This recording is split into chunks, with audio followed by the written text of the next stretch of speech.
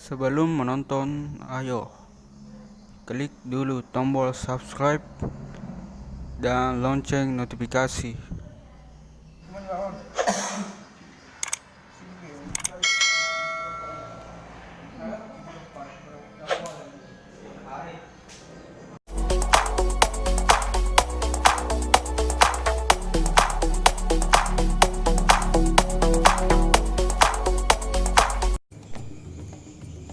Di chapter 997 diawali dengan kondisi Sanji yang akhir chapter 996 tampak kaget dengan suara erangan perempuan yang meminta tolong karena merasa dinodai oleh seorang laki-laki. Dia terus berlari ke sebuah ruangan dan melihat siluet seorang wanita yang dipaksa untuk membuka bajunya oleh seorang pria. Sanji mengatakan bahwa itu adalah jenis pelecehan seksual yang biasa dilakukan di Wano, dan dia sebagai pria sejati harus menyelamatkan perempuan itu.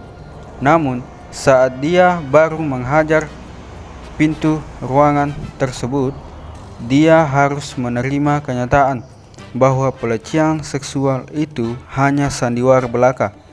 Tubuh Sanji langsung menempel di sebuah jaring laba-laba, dan kedua orang yang bersandiwara itu langsung menghajar Sanji. Tubuh Sanji terkapar dan tak bisa melakukan apa-apa karena masih terlilit jaring laba-laba. Dan di hadapan Sanji muncullah sosok Black Maria yang ternyata adalah otak dari sandiwara tersebut, dan mengatakan bahwa dia tak mau ruangannya jadi arena pertarungan.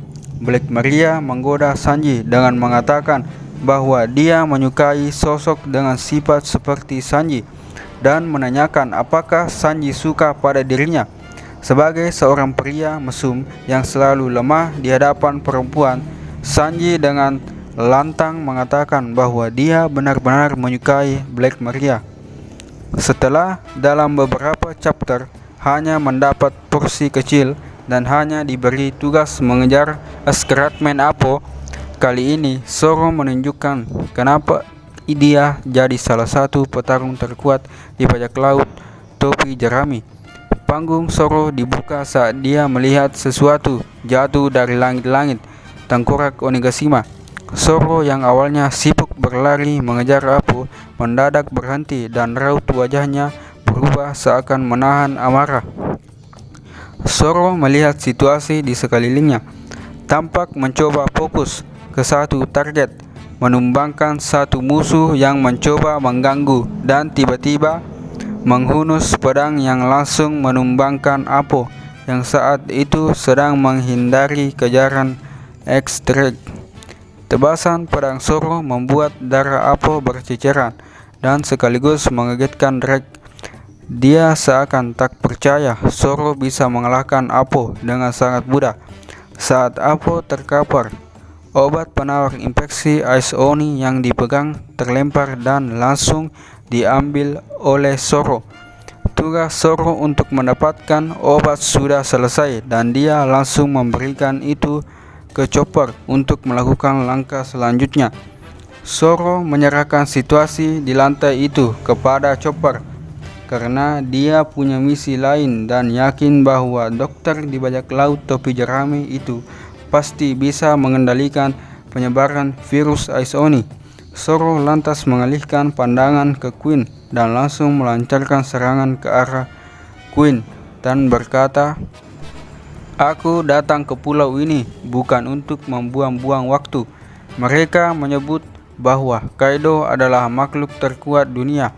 Jadi aku ke sini untuk menebas dia."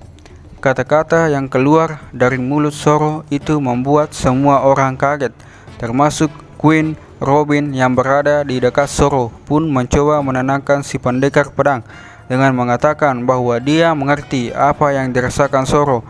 "Aku juga melihat apa yang jatuh dari lubang di langit-langit itu.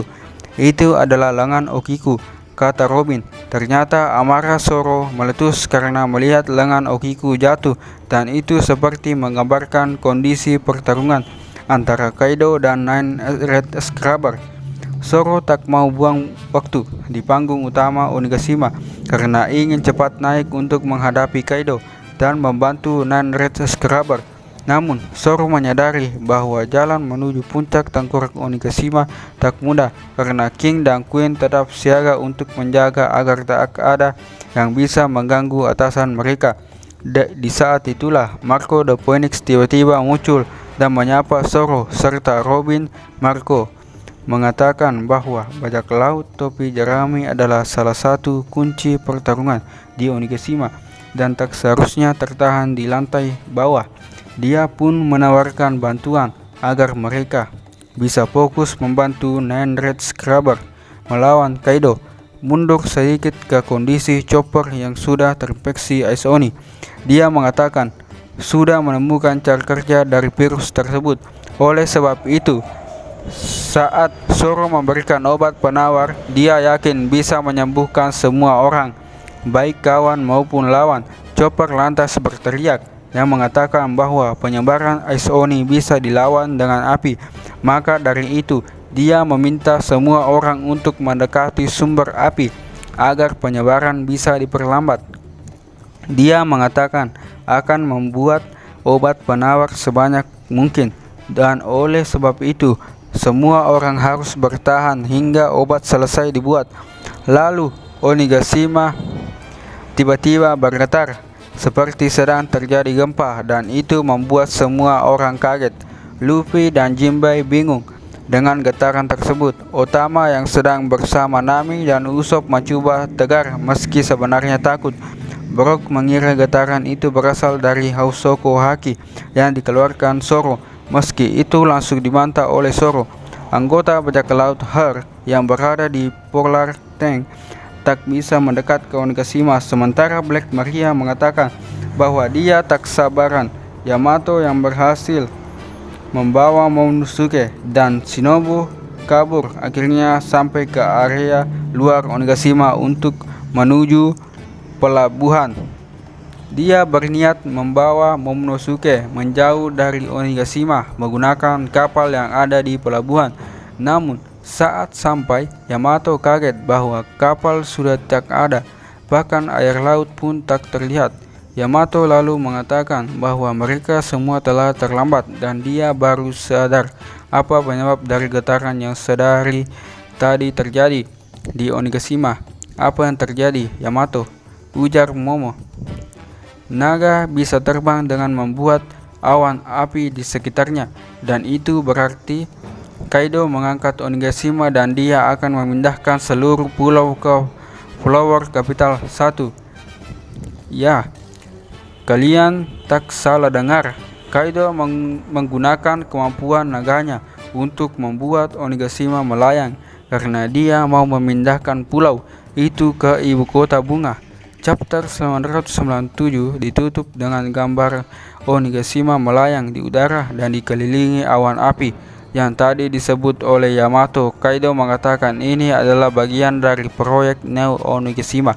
New Onigashima akan menjadi benteng bagi para bajak laut dan